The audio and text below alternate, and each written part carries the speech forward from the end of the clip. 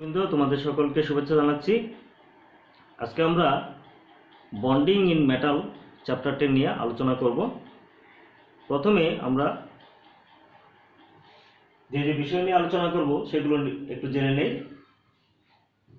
Definition of metallic bond, general properties of metals, factors favour formation of metallic bond. শিক্ষার্থীবৃন্দ, এই যে metallic bond সাধারণত আমরা নিজের ক্লাস থেকে কিছু জানি যে একটি মেটাল মিন্স কি বাংলায় যেটাকে বলা হয় ধাতব বস্তু আর কি। একটি ধাতব খণ্ডের মধ্যে ধাতব পরমাণুসমূহ পরস্পরের সাথে যে বন্ধনের মাধ্যমে যুক্ত থাকে সেটিকে বলা হয় কি তোমার ধাতব বন্ধন।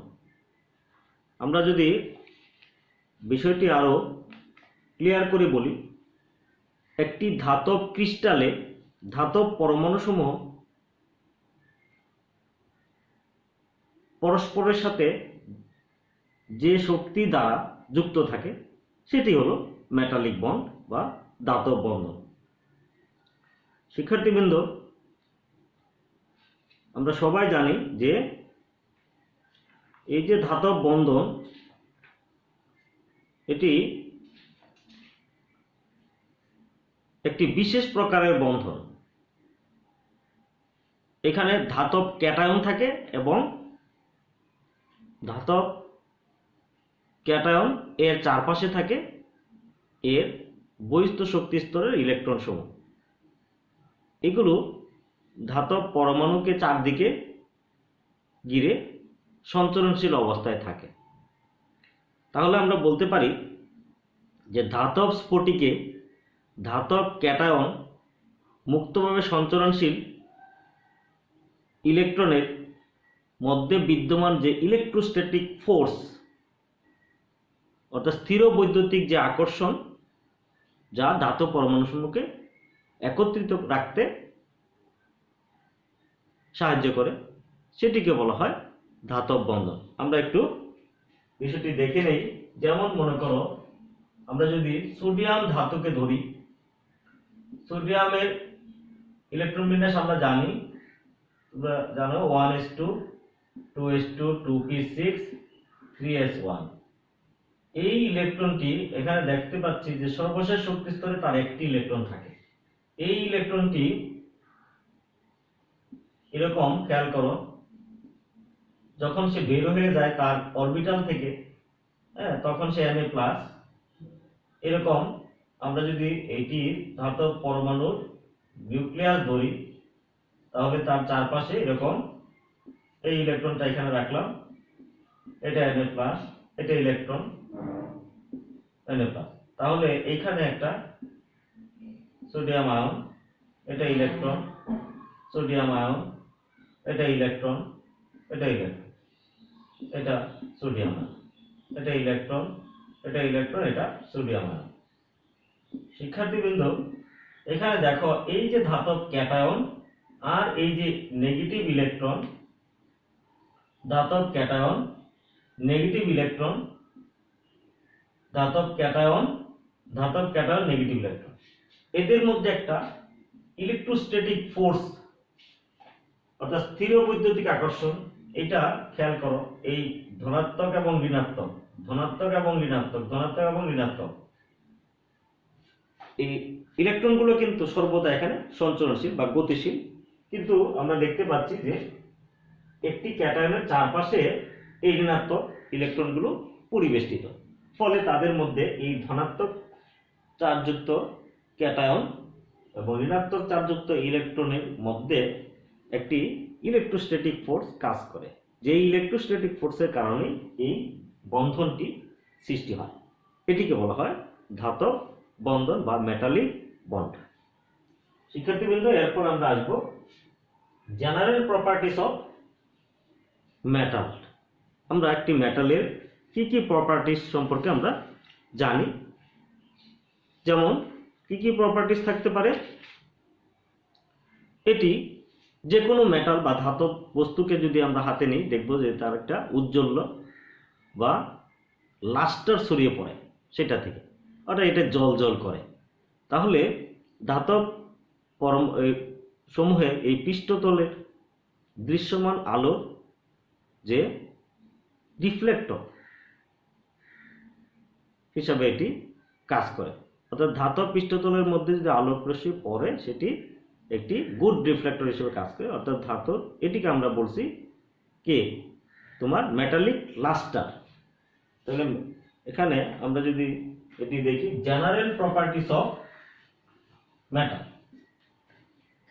General properties of metal number 1 metallic লাস্টার।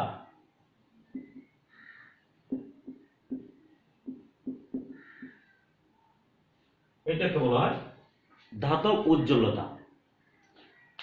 সাধারণত প্রায় সকল ধাতুকেই ঝকঝকে এবং উজ্জ্বল দেখায়। সাদা আলোর উপস্থিতিতে প্রায় সকল ধাতুই সকল তরঙ্গদৈর্ঘ্যের আলোই কি করে প্রতিফলন করে। যেমন আমরা অনেক বাসা বাড়িতে দেখি গ্রামে যে নতুন টিন দিয়ে যখন ঘর তোলে তখন আমরা দূর থেকে দেখতে পাই একটা সাদা একটা আলোক রশ্মি সেখান থেকে প্রতিফলিত হয়ে আমাদের চোখে পড়ে, অর্থাৎ সেটা উজ্জ্বল উজ্জ্বল লাগে। এটি হলো ধাতব লাস্টার। এই লাস্টারের কারণেই কিন্তু আমরা ধাতব পদার্থ দিয়ে বিভিন্ন অর্নামেন্টস বানাই, অর্থাৎ জুয়েলারি যে প্রোডাক্টগুলো আছে সেগুলো সবগুলোই ধাতব পদার্থের তৈরি, কারণ সেগুলো কি তারদের মধ্যে আলো পড়লে সে আলোকে রিফ্লেক্ট করতে পারে, অর্থাৎ সেক্ষেত্রে দেখা যায় একটি ধাতব উজ্জ্বলতা ছড়িয়ে পড়ে। আর এই কারণেই ধাতব বস্তু দিয়ে সকল জুয়েলারি প্রোডাক্টগুলো তৈরি হয়ে থাকে, অর্থাৎ অর্নামেন্টস তৈরি হয়। এরপর আসবো ধাতুকে আমরা জানি পিটাইয়া পাতলা পাতে পরিণত করা যায়। একটি যেমন স্বর্ণের আমরা মানে বিভিন্ন রকম অর্নামেন্টস বানিয়ে থাকি। স্বর্ণের বিশেষ করে তোমরা দেখবে স্বর্ণকে পিটাইয়া খুব পাতলা পাতে পরিণত করে বিভিন্ন ধরনের অর্নামেন্টস বানানো হয়। অর্থাৎ দেখা যাচ্ছে যে এই ধাতব বস্তুটিকে হাতুড়ি দ্বারা পিটানোর পরেও সেটি কিন্তু ভেঙে যাচ্ছে না। এটিকে বলা হচ্ছে ঘাত সহতা, অর্থাৎ এটি মেলেইবিলিটি বা ডাক্টালিটি সম্পন্ন। তাহলে আমরা নাম্বার 2 হলো মেলেইবিলিটি বা ডাক্টালিটি। এটি দেখো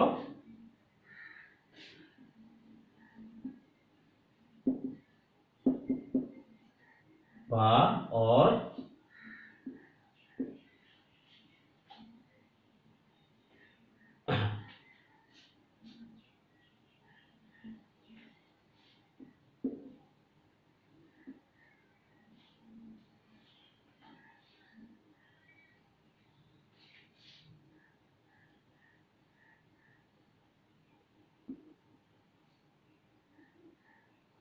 এটি হলো ডাক্টালিটি সম্পন্ন। নাম্বার 3 এটি আমরা ধাতুকে কিন্তু পাতে পরিণত যেমন করি তারেও পরিণত করতে পারছি। এটি সাধারণত তার মেলেবিলিটি প্রপার্টির জন্য। এটি আমরা কেন হয় সেটি আমরা পরবর্তীতে আরো ডিটেলস আমরা জানব। এরপর আমরা আসি যে সকল ধাতুই প্রায় high electrical and thermal conductivity সম্পন্ন, অর্থাৎ কি তাদের মধ্য দিয়ে দ্রুত তাপ পরিবাহিত হতে পারে এবং ইলেকট্রিসিটি বা বিদ্যুৎ প্রবাহিত হতে পারে। তাহলে high electrical and thermal conductivity সম্পন্ন। হাই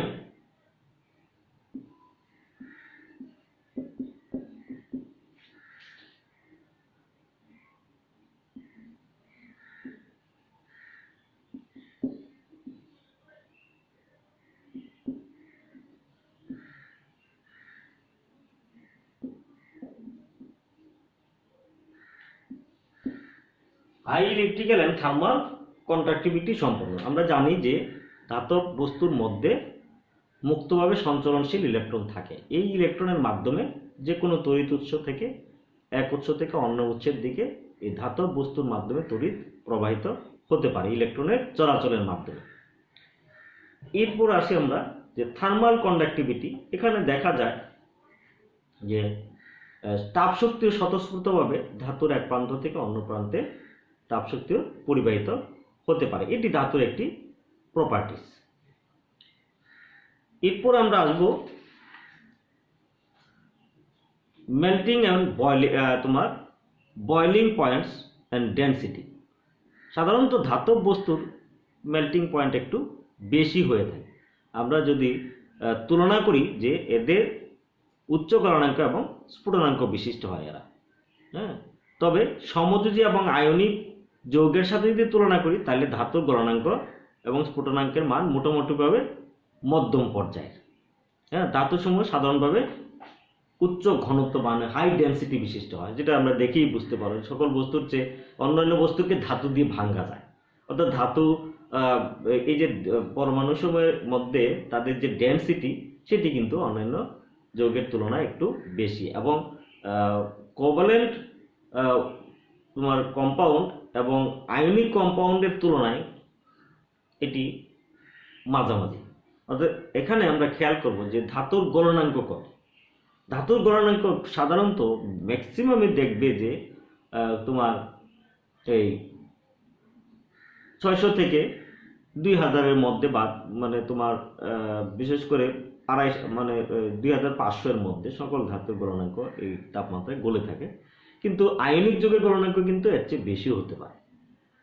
আবার অনেক সমযোজী যৌগের গলনাঙ্ক কিন্তু এর চেয়ে বেশি হতে পারে। এগুলো ব্যতিক্রম। তারপরে দেখা যাচ্ছে সমযোজী যৌগের গলনাঙ্ক সাধারণত 500 থেকে 600-এর নিচে, আর আয়নিক যৌগের গলনাঙ্ক এর মাঝখানে হতে পারে। অর্থাৎ 500 থেকে আমরা যে বলছি একটা রেঞ্জ 2500-এর মধ্যে বা 2500-এর মধ্যে ডিগ্রি সেলসিয়াসের মধ্যে, এর চেয়ে আবার বেশি হতে পারে, মাঝেও হতে পারে।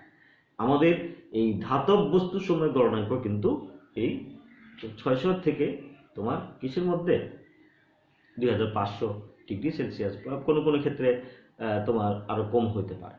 এটি তাদের গলনাঙ্ক। যেমন অ্যালুমিনিয়ামের গলনাঙ্ক তোমার কি তোমার 2200 ডিগ্রি সেলসিয়াস। এরপরে আমরা আসবো যে থার্মায়নিক এমিশন। এটা আমরা লিখব যে তার নাম হলো melting and boiling point. Number 5, thermionic emission. Thermionic এমিশনটা কি? সেটা হলো যে কোনো ধাতব বস্তুকে যদি উচ্চ তাপ শক্তি প্রয়োগ করা হয় তাহলে সেখান থেকে তোমার কি হয়, ইলেকট্রন নির্গত হয়। অর্থাৎ উত্তপ্ত করলে সেখান থেকে ইলেকট্রন বিচ্ছুরিত হতে পারে। এই ঘটনাকে বলা হয় থার্মায়নিক এমিশন। বিচ্ছুরিত ইলেকট্রনকে আমরা যদি সবসময় খেয়াল রাখবে যে তড়িৎ বিশ্লেষণ প্রক্রিয়া যখন চালানো হয় আমরা দেখে থাকি যে এনোড থেকে তোমার এই ইলেকট্রন নির্গত হয়, কেতুতে সেটা সঞ্চিত হয়। এখন আবার দেখবে যে যদি আমরা কোনো ধাতব বস্তুকে কি করি, উত্তপ্ত করি, তাহলে তাকে কিন্তু উপযুক্ত এনোডে কি হয়, সংগ্রহ করা হয়। অর্থাৎ খেয়াল করো, ধাতুটিকে যদি কেথুডে রাখো, ধাতব বস্তুটিকে, কেথুড থেকে এক ধরনের রশ্মি কিন্তু নির্গত হয়। আমরা জানি যে কেথুড রশ্মি টিউব পরীক্ষা আমরা পড়েছি যে ইলেকট্রন আবিষ্কারের যে পরীক্ষাটি, সেটি কিন্তু কেথুড রশ্মি পরীক্ষা থেকে ইলেকট্রন আবিষ্কৃত হয়। অর্থাৎ কেথুডে একটি ধাতব বস্তু রেখে তার মধ্যে যদি উচ্চ ভোল্টেজ প্রয়োগ করা হয় সেক্ষেত্রেও কিন্তু ইলেকট্রন নির্গত হয়। হ্যাঁ, এটি আমরা তাকে অনেক তাপশক্তি প্রয়োগ করে করা যেতে পারে। অর্থাৎ অনেক ধাতব বস্তুকে যদি উচ্চ তাপশক্তি প্রয়োগ করা হয় তাহলে সেখান থেকে ইলেকট্রন বিচ্ছুরিত হয়ে যায়। এই ইলেকট্রনকে এনোডে সংগ্রহ করা যায়, এবং সেক্ষেত্রে তোমার ক্যাথোড এবং এনোড এই যে কারেন্ট এখানে কতটুকু হলো তা এমিটারের সাহায্যে আমরা এটি পরিমাপ করতে পারি। এটি হলো থার্মায়নিক এমিশন।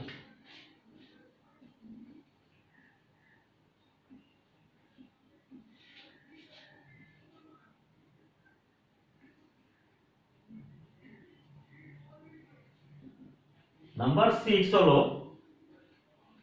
Photo electric effect. আমরা জানি যে বিজ্ঞানী আইনস্টাইন এই ফটো ইলেকট্রিক ইফেক্ট ব্যাখ্যার জন্য নোবেল পুরস্কার পেয়েছেন। উনি কিন্তু থিওরি অফ রিলেটিভিটির জন্য নোবেল পুরস্কার পাননি, কিন্তু সবচেয়ে বেশি বিখ্যাত হয়েছেন থিওরি অফ রিলেটিভিটি তত্ত্বের জন্য। কিন্তু উনি নোবেল পুরস্কার পেয়েছেন ফটো ইলেকট্রিক ইফেক্ট ব্যাখ্যার জন্য। তো শিক্ষার্থীবৃন্দ, ফটো ইলেকট্রিক ইফেক্টটা কি তোমরা জানো। বাংলাদেশের এখন সব জায়গায় সৌর বিদ্যুৎ আমরা ব্যবহার করে থাকি। রাস্তায় দেখবে যে সৌর প্যানেল বসানো হয়েছে, যে রাস্তার যে লাইটগুলো, স্ট্রিট লাইটগুলো সাধারণত সৌর প্যানেলের আলোতে জ্বলে থাকে। এগুলো কি? সেটা হলো যে ধাতব বস্তুর উপর যদি পর্যাপ্ত আলোক রশ্মি পড়ে, তাহলে সেই আলোকে তোমার সেখান থেকে ইলেকট্রন নির্গত হয়, ইলেকট্রন বিচ্ছুরিত হতে পারে। এটি হলো ফটো ইলেকট্রিক ইফেক্ট। অর্থাৎ যথাযথ তাপশক্তি প্রয়োগে, অথবা আমরা জানি একটু আগে আমি তাপশক্তির কথা বলেছি, আবার তোমার যদি আলোক শক্তি তোমার প্রয়োগ করা হয়, অর্থাৎ আলোকিত করা হয় ধাতব বস্তুটিকে, সেখান থেকে ইলেকট্রন অপসারিত হয়। এটিকে বলা হয় ফটো ইলেকট্রিক ইফেক্ট। শিক্ষার্থীবৃন্দ, এটিকে বলা হয় ফটো ইলেকট্রিক ইফেক্ট। আমরা এই বিষয়টি আরো ডিটেলস জানব। আমরা যে কথাটি বলছিলাম যে এই যে তোমার ফটো ইলেকট্রিক ইফেক্ট বিষয়টি আর একটু ভালো করে বুঝে নাও। যে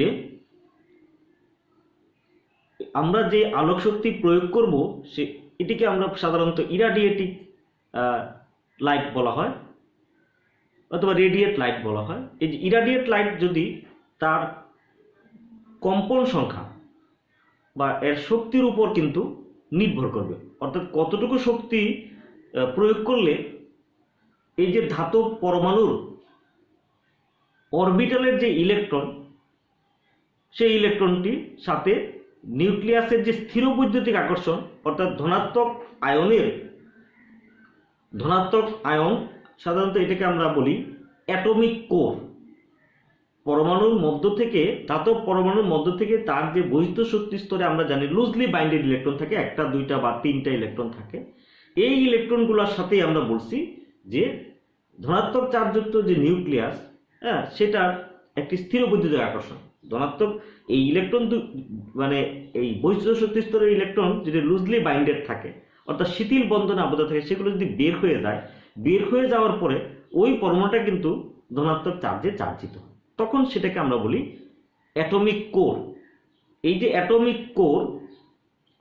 কোরের সাথে এই ইলেকট্রনের একটা স্থিরবৈদ্যুতিক আকর্ষণ দুর্বল করতে যতটুকু আলোক শক্তি প্রয়োগ করা দরকার, সেটি কিন্তু প্রয়োগ করতে হবে। কারণ এই আলোক শক্তি প্রয়োগের উপর, অর্থাৎ তার যে কম্পন সংখ্যার উপর নির্ভর করে তোমার ইলেকট্রনের গতিবেগ, অর্থাৎ ইলেকট্রনটি বের হয়ে আসা অথবা সেখানে যে আলোক তড়িৎ ক্রিয়া সৃষ্টি হবে, সেটি নির্ভর করবে। বিষয়টি বুঝতে পারা একটু হয়তোবা সহজ নয়। সেখানে আমাদেরকে বুঝতে হবে যে যখনই পরমাণুর মধ্যে ধাতব পরমাণু, একটা ধাতব পৃষ্ঠের তলের মধ্যে আমরা আলোক রশ্মি প্রয়োগ করলাম। এখন এই যে আলোক রশ্মি, তার যে একটা দীপন তীব্রতা আছে, এই দীপন তীব্রতার প্রকৃতির উপর কিন্তু নির্ভর করবে কতটুকু সেখান থেকে ইলেকট্রন কতটুকু বেরিয়ে আসবে, সেখান থেকে যে আলোক তড়িৎ ক্রিয়া সৃষ্টি হবে সেটি কতটুকু হবে। অর্থাৎ উৎসের উপর যে আমরা যে আলোক রশ্মি সেখানে প্রয়োগ করছি, তার যে ডিউরেশন, অর্থাৎ তার যে সময়, তার যে আলোকপাত আমরা যে দীপন তীব্রতা বলি, সেই দীপন তীব্রতা সেখানে তোমার কতটুকু, তার উপর নির্ভর করে সেখানে ফটো তড়িৎ ক্রিয়া বা ফটো তড়িৎ প্রবাহের পরিমাণটা নির্ভর করবে। এটি হলো ফটো ইলেকট্রিক ইফেক্ট।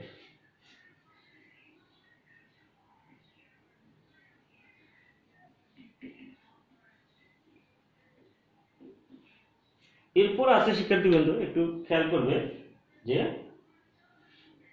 তোমার ম্যাগনেটিক প্রপার্টি।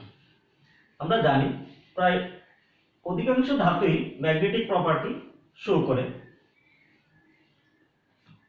এবং সেটি হলো প্যারাম্যাগনেটিজম। Number 7, paramagnetism. প্যারাম্যাগনেটিজমটা কি সেটি খেয়াল করো। সাধারণত ধাতব পরমাণুর মধ্যে ইলেকট্রন বিন্যাসে যদি ডি অরবিটাল থাকে, তাহলে সেই ডি অরবিটালের গুলোর মধ্যে ইলেকট্রন কিন্তু হুন্ডের নীতি মেনে চলে। অর্থাৎ যদি সেখানে D6 হয়, তাহলে ডি অরবিটাল আছে কয়টি? খেয়াল করো, যদি ডি কারো ক্ষেত্রে ইলেকট্রনের সাথে D6 হলো, তাহলে সেক্ষেত্রে 5টি ডি অরবিটাল, এই 5টি ডি অরবিটালের মধ্যে যখন ইলেকট্রন প্রবেশ করবে অ্যাকর্ডিং টু হান্স রুল বা হুন্ডের নীতি অনুসারে, তখন আমরা দেখতে পাচ্ছি একটি পেয়ার্ড আর 4টি কিন্তু আনপেয়ার্ড অবস্থায় থাকে। এই 4টি ইলেকট্রন যখন আনপেয়ার্ড অবস্থায় থাকবে, সেটি কিন্তু তোমার তাদের প্রত্যেকটি ইলেকট্রনের একটি ম্যাগনেটিক ফিল্ড ক্রিয়েট হবে, এবং সেই ম্যাগনেটিক ফিল্ড এর জন্য এই ধাতব বস্তুটি প্যারাচুম্বকত্ব প্রদর্শন করবে। সেক্ষেত্রে আমরা দেখে থাকি যে এইরকম অনেকগুলো পরমাণু প্যারাচুম্বক হয়ে তাদের মধ্যে একটা আবার কি হয়, তোমার পলিপ্যারাচুম্বকত্ব সৃষ্টি হয়, ফলে সেটি চুম্বকত্ব প্রদর্শন করতে পারে। সাধারণত যাদের ডি অরবিটালের মধ্যে এরকম ডি অরবিটাল থাকে না, সেগুলো কিন্তু চুম্বকত্ব প্রদর্শন করে না।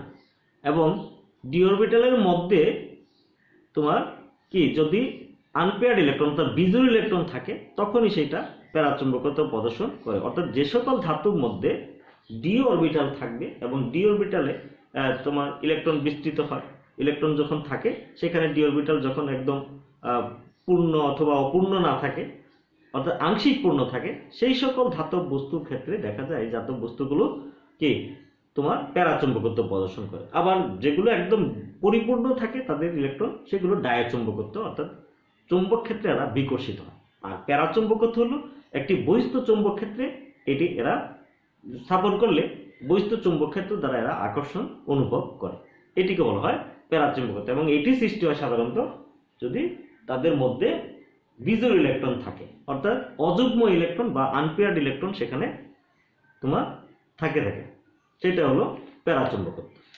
এরপর আমরা আসবো factors favour the formation of the metallic bond.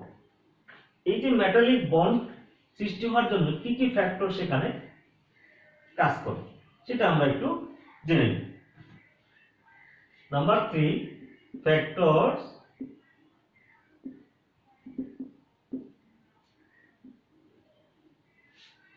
favor the formation of metallic bond। সেখানে কি কি ফ্যাক্টর কাজ করে? নাম্বার 1, প্রথমেই আমরা সেটা দেখব যে তড়িৎ ধনাত্মকতা অর্থাৎ ইলেকট্রোপজিটিভিটি অফ মেটাল। ইলেকট্রোপজিটিভিটি অফ মেটাল, এটি একটু দেখে নাও যে ইলেকট্রোপজিটিভিটি মানে কি। অর্থাৎ তোমার উচ্চ আয়নীকরণ বিভবের কারণে ধাতুর যোজনী, এখানে দেখো আয়নীকরণ বিভব মান,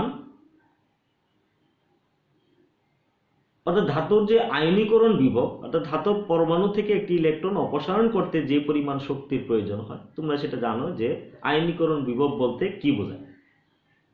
আয়নীকরণ বিভব হলো যে এক মোল গ্যাসীয় বিচ্ছিন্ন পরমাণুর বহিস্থ শক্তি স্তর থেকে একটি করে ইলেকট্রন অপসারণ করে তাকে এক মোল ধনাত্মক আয়নে পরিণত করতে যে পরিমাণ শক্তির প্রয়োজন হয়, সেটিকে বলা হয় আয়নীকরণ বিভব বা পটেনশিয়াল এনার্জি।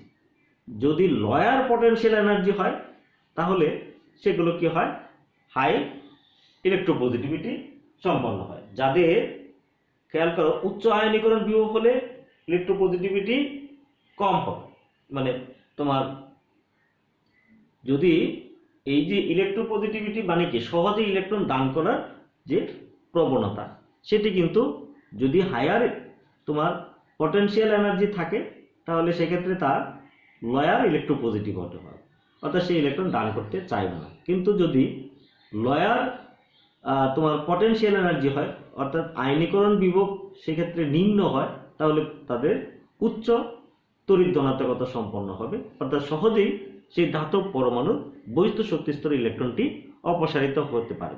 এবং এটি এই ধাতব বন্ধন সৃষ্টির কিন্তু একটি প্রধান কারণ। কারণ সেক্ষেত্রে যদি বহিস্থ শক্তি স্তরের ইলেকট্রনটি সহজেই অপসারিত হয়ে যায়, ফলে কি হয়, পার্শ্ববর্তী পরমাণু থেকেও সেটি সহজে অপসারিত হবে। যেমন মনে করো আমরা একটি যদি ধনাত্মক আয়ন ধরি, ইলেকট্রনটি সেখানে বের হয়ে আসলো, এটাও একটি তোমার ধনাত্মক আয়ন ধাতব, সেখানে ইলেকট্রনটি বের হয়ে আসলো। তাহলে দেখা যায় প্রত্যেকটি পরমাণু এই বহিস্থ শক্তি স্তর থেকে ইলেকট্রন যদি অনায়াসে বের হয়ে আসে, তাহলে সেটি এইরকম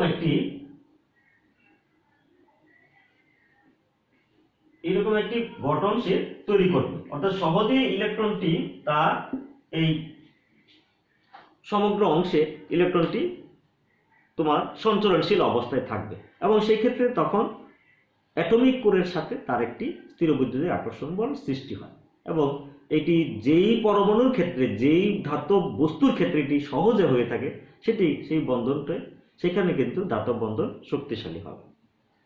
এখানে দেখো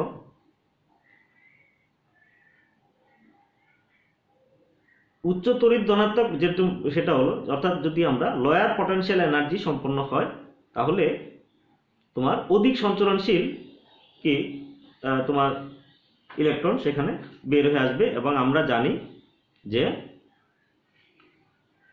এই ক্ষেত্রে ধাতব আয়ন তার যে অ্যাটমিক কোরের সঙ্গে সহজে একটি কার্যকর স্থিরবৈদ্যুতিক আকর্ষণ বল সৃষ্টি করতে পারবে, এবং সেক্ষেত্রে ধাতব বন্ধনটি গঠিত হয়। এরপর হলো নাম্বার 2 হলো তোমার ইলেকট্রোনেগেটিভিটি, লোয়ার ইলেকট্রোনেগেটিভিটি।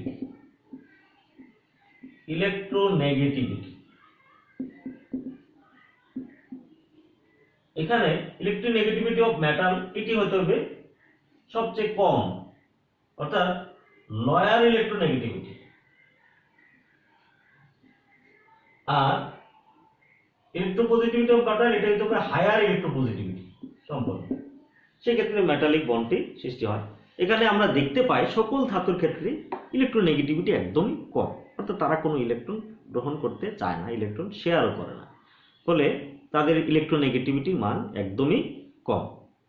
সেক্ষেত্রে এটিও একটি কিন্তু ধাতব বন্ধন সৃষ্টির জন্য একটি ফ্যাক্টর। এরপর আসি আমরা ভ্যাকেন্ট ব্যালেন্স অরবিটাল। এই কথাটি একটু আগেই বলেছিলাম যে যদি তাদের ডি অরবিটালটি থাকে এবং সেখানে যদি ফাঁকা থাকে, অর্থাৎ সেক্ষেত্রে দেখা যায় যে যদি তাদের অরবিটাল ফাঁকা অবস্থায় থাকে, তাহলে ইলেকট্রনটা কি করতে পারে, সেখানে তোমার বিস্তরণ করতে পারে। অর্থাৎ তোমার অরবিটালের সংখ্যা বা যোজনী ইলেকট্রনের সংখ্যা অপেক্ষা যত অধিক মানে যদি বেশি হয়, ধাতব বন্ধন গঠনের প্রবণতা তত বৃদ্ধি পায়। এটি যে অধিক সংখ্যক শূন্য যোজনী অরবিটাল ধনাত্মক এখানে ধাতব কোর গঠনের মাধ্যমে অপসারিত যে সঞ্চরণশীল ইলেকট্রন সমূহ তত বেশি কি হয়, মুক্ত হয়।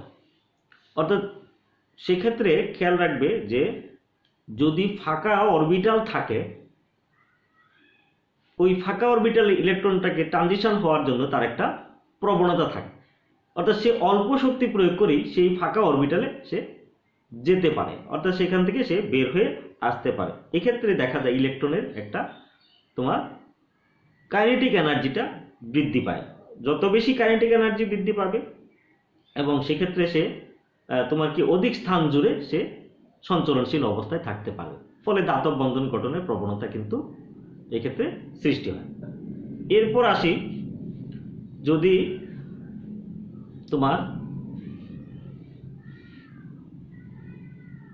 ডি অরবিটাল এখানে বেশি ফাঁকা থাকে, তাহলে সেক্ষেত্রে ইলেকট্রন ডি অরবিটালগুলোতে অবস্থান করে সেক্ষেত্রেও তোমার কি হয়, তারা সহজে সঞ্চরণশীল অবস্থায় সর্বত্র বিচরণ করতে পারে। অর্থাৎ সেখানে আবার দেখা যায় যে প্রত্যেকটা ধাতব পরমাণুর ধনাত্মক আয়নে পরিণত হলো, ইলেকট্রনগুলো তোমার সেখান থেকে বহিস্থ শক্তিস্থির ইলেকট্রনগুলো বের হয়ে আসলো, সেক্ষেত্রে তাদের আন্তঃআণবিক কিছু ফাঁকা স্থান থাকে, সেটিকে বলা হয় এটা এই ইন্টারস্টিক্স বলা হয় বা আন্তঃআণবিক ফাঁকা স্থান।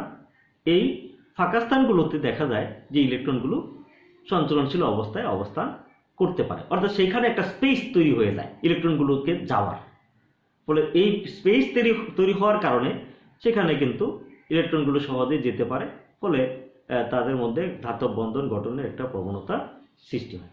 এটি ছিল তোমার factors favours for the formation of the metallic bond. শিক্ষার্থীবৃন্দ, আমরা এই যে মেটালিক বন্ড নিয়ে আমরা আলোচনা করছি, সেক্ষেত্রে কিন্তু আমরা এখন যে কথাটি বুঝবো সেটা হলো প্রত্যেকটা মেটাল পরমাণু কিন্তু তাদের স্ফটিক লেটিসে আবদ্ধ থাকে, অর্থাৎ একটা ক্রিস্টাল লেটিস সে ফর্ম করে থাকে। এই ক্রিস্টাল লেটিসের বিভিন্ন ধরনের বিন্যাস থাকতে পারে। এই বিন্যাস অনুযায়ী কিন্তু এই ইন্টারস্টেশিয়াল স্পেসগুলো তৈরি হয়, এবং এই স্পেসগুলোর কারণে দেখা যায় যে তাদের ধাতব বন্ধনের শক্তি বৃদ্ধি পায়। তাহলে আমরা একটু বুঝতে পারি যে strength of metallic bond, strength of metallic bond সেটি কিভাবে আমরা ব্যাখ্যা করতে পারি। একটু একটু খেয়াল করি যে যদি ব্যালেন্স ইলেকট্রনের সংখ্যা বেশি হয়, যত বেশি হয় তত বেশি কিন্তু তোমার এই মেটালিক প্রপার্টি বা অর্থাৎ মেটালিক বন্ডের শক্তি তত বৃদ্ধি পাবে। এবং খেয়াল করো যে যদি আয়নীকরণ বিভব যদি যত কি হয় সবচেয়ে কম হয়, তাহলে তার মেটালিক বন্ড করার প্রবণতা বৃদ্ধি পায়, এবং ইলেকট্রোনেগেটিভিটি যত কম হবে সেটাও তার মেটালিক বন্ড গঠনের প্রবণতা বাড়িয়ে দেয়। আরেকটি বিষয় হলো যে ধনাত্মক আয়ন যেটা সৃষ্টি হয় সেটি হলো যে এই আয়ন এর আকার যত ছোট হয়, অর্থাৎ আমরা যে অ্যাটমিক কোর বলছি, ধাতব পরমাণুর বহিস্থ শক্তি স্তর থেকে ইলেকট্রনটি অপসারণের পরে যে অবশিষ্ট অংশটা থাকে সেটি হলো আমরা বলছি অ্যাটমিক কোর। এই যে ধাতব অ্যাটমিক কোর, এই অ্যাটমিক কোর যত বেশি ছোট হবে, সেখানে মুক্ত ইলেকট্রনের মাধ্যমে এই কোরের দ্বারা গঠিত ধাতব বন্ধনের শক্তি মাত্রা তত বৃদ্ধি পায়। এবং আরেকটা হলো যে নিউক্লিয়ার চার্জ, এই যে নিউক্লিয়ার চার্জ বৃদ্ধির সাথে সাথেও তার ধাতব বন্ধন গঠনের প্রবণতা বাড়ে, তার শক্তিও বৃদ্ধি পায়। শিক্ষার্থীবৃন্দ, আজকে আমরা এই পর্যন্তই আলোচনা করছি। আমরা সামনের দিন আরো অন্যান্য বিষয় নিয়ে আলোচনা করব। ধন্যবাদ তোমাদের সবাইকে।